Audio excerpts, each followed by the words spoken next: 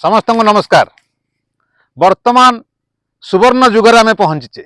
भारत विश्वर चतुर्थ अर्थनीति हो पारी एवं एथिरे आम पछरे पकईचे जापान को। जापान भली एक आधुनिक अत्याधुनिक देश को पछरे पकई आम हो पारे चतुर्थ अर्थनीति।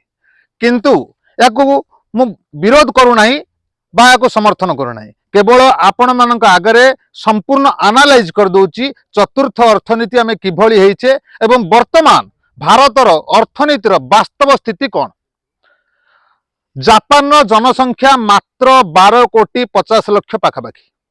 भारतर जनसंख्या तार 11 गुण सामान्य अधिक 140 कोटी।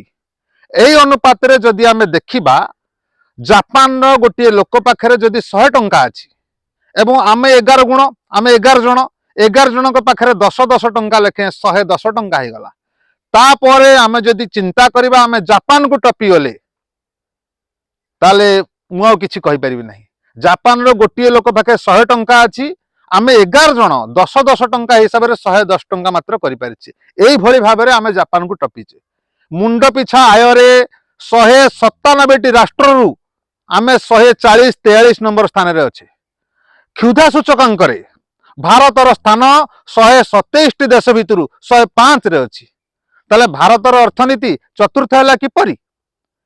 वर्तमान मध्य भारतर संपूर्ण अर्थनीति जेतिकी टंका भारतर इकोनॉमी से 1% लोकों पाखरे प्राय 40% समुदाय कैपिटल अच्छी एवं बाकी 99% लोकों पाखरे 60% कैपिटल अच्छी।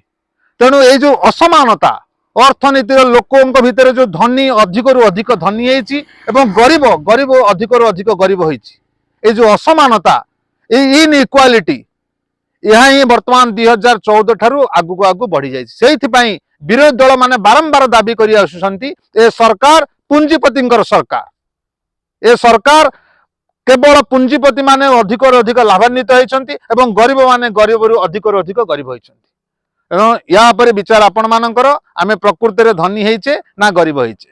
जनसंख्या हार दृष्टि आमे चतुर्थ अर्थनीति होइछे, तृतीय होई परिबा, द्वितीय मध्य होई जाई परिबा। जापान रो वर्तमान मुंड पिछा आय जनकर 34,000 टंका थिला बेले आमर जन प्रति आय 2,900 टंका मात्र। विचार आपणकर। जय जगन्नाथ।